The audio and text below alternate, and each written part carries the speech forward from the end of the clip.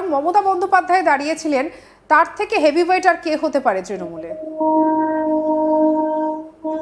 প্রশ্নটা যদি আরেকবার করা হয়। দেখো, এই মুহূর্তে দাঁড়িয়ে মমতা বন্দ্যোপাধ্যায় তিনি শুভেন্দু অধিকারীর বিরুদ্ধে দাঁড়িয়েছিলেন, ফলে তার থেকে হেভিওয়েট আর কে হতে পারে? দেখো, মুখ্যমন্ত্রী মমতা বন্দ্যোপাধ্যায়ের যে হেভিওয়েট কিন্তু বিজেপি বা বিরোধী দলের পক্ষ থেকে আর কাউকে মানা হচ্ছে না। কারণ শুভেন্দু অধিকারী, তাকে যতবারই প্রশ্ন করা হয়েছে তিনি বারবারই কিন্তু একই কথা বলেছেন যে তৃণমূল কংগ্রেসের উপর নেতৃত্ব অর্থাৎ মুখ্যমন্ত্রী মমতা বন্দ্যোপাধ্যায়কে তিনি হারিয়েছেন। সেক্ষেত্রে যে কোনো নেতৃত্ব তারা যদি নন্দীগ্রামের বুকে শুভেন্দু অধিকারীর বিরোধিতা করতে আসেন, তিনি ইজিলি তাদেরকে হারাবেন, এমনটাই কিন্তু আগেই নির্দেশিকা দিয়েছেন। তবে 26-এর ভোটে স্থানীয় বিজেপি নেতৃত্ব তারা কিন্তু বারবারই বলছেন যে মুখ্যমন্ত্রী মমতা বন্দ্যোপাধ্যায় তিনি আবার নন্দীগ্রামে আসুক, নন্দীগ্রামে দাঁড়ান এবং শুভেন্দু অধিকারীর মুখোমুখি হোক। সেক্ষেত্রে যে প্রেস্টিজ ফাইট লড়াই আমরা 2021-এ দেখেছি এবং 26-এ দেখতে চাই। বারবারই কিন্তু শুভেন্দু অধিকারী বা বিরোধী দলনেতার ক্ষমতা নিয়ে প্রশ্ন তুলেন রাজ্যের শাসক দল। সেক্ষেত্রে কিন্তু বিরোধী দলের পক্ষ থেকে একদম স্পষ্টই বলে দেওয়া হয়েছে যে 26-এ যদি ক্ষমতা যাচাই করতে হয় তাহলে পুনরায় বর্তমান মুখ্যমন্ত্রী মমতা বন্দ্যোপাধ্যায়কে আবার নন্দীগ্রাম বিধানসভার প্রার্থী করা হোক এবং সেখানে লড়াইটাই স্পষ্টতই ক্লিয়ার হয়ে যাবে যে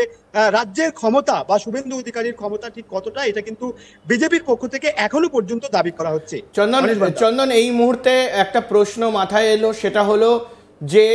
ঠিক 2026-এর যে নির্বাচন, সেই নির্বাচন আর কিছু মাস বাকি রয়েছে, তারই মধ্যে এসআইআর প্রক্রিয়া শুরু হয়ে গিয়েছে এবং তৃণমূল কংগ্রেসের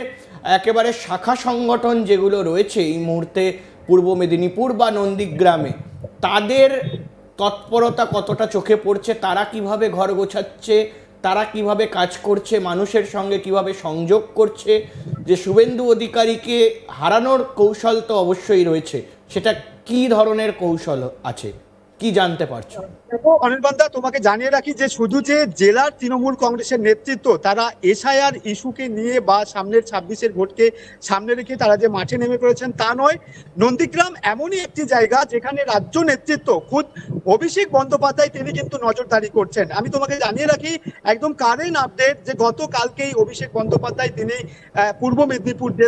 জেলা নেতৃত্বদের সঙ্গে একটি বৈঠক করেছিলেন এবং সেখানে একদম স্পষ্ট নির্দেশিকা দেওয়া হয়েছে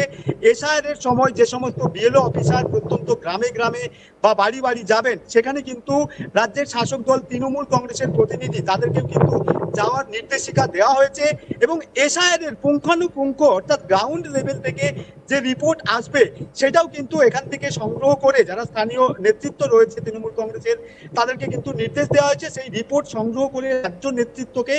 পাঠাতে কিন্তু নির্দেশ দেওয়া হয়েছে। অর্থাৎ তোমাকে বলে রাখি যে 26-এর ভোটকে সামনে রেখে নন্দীগ্রাম বা পূর্ব মেদিনীপুর জেলাতে কোথায় কি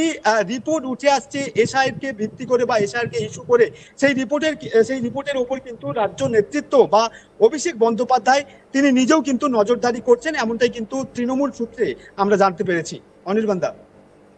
একেবারে অবশ্যই অনির্বাণ, এই জায়গা থেকে দেখো একটা তো প্রশ্ন চলেই আসছে যে তাহলে এই যে লড়াই একেবারে তো জমে উঠেছে, তারপরে সাধারণ মানুষ এক কথা বলছেন, অভিষেক বন্দ্যোপাধ্যায় তিনি মন পেতে ব্যস্ত, কিন্তু সবকিছু মিলিয়ে মিশিয়ে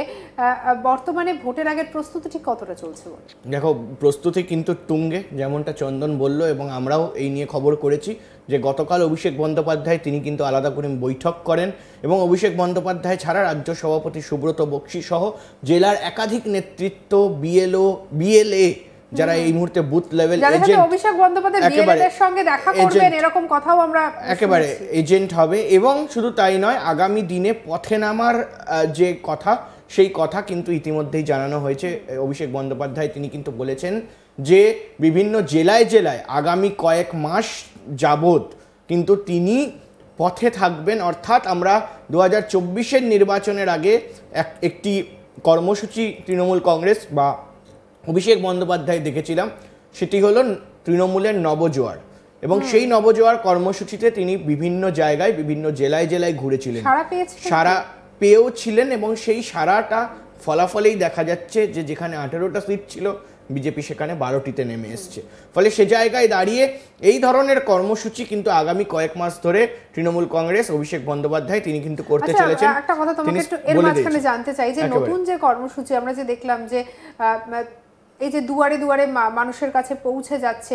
এই যে নতুন কর্মসূচি, এই কর্মসূচি কতটা এবারের ভোটের আগে কাজ করছে বলো তো? দেখো, ইতিমধ্যে এই কর্মসূচি সরকারি তরফে নেওয়া হয়েছে, কিন্তু সরকারি ডেটা অনুযায়ী কিন্তু যত কটা বুথ রয়েছে, বুথে বুথে যে 10,000 একেবারে 10 লাখ টাকা করে আমার গ্রাম, আমার পাড়া আমার সমাধান, এই যে বুথে বুথে কর্মসূচি নেওয়া হয়েছিল, সে জায়গায় গিয়ে কিন্তু একেবারে সরকারের তরফে যেটা জানা যাচ্ছে যে তারা নাকি এই বিষয়টা নিয়ে সফল, এবং যা মানুষের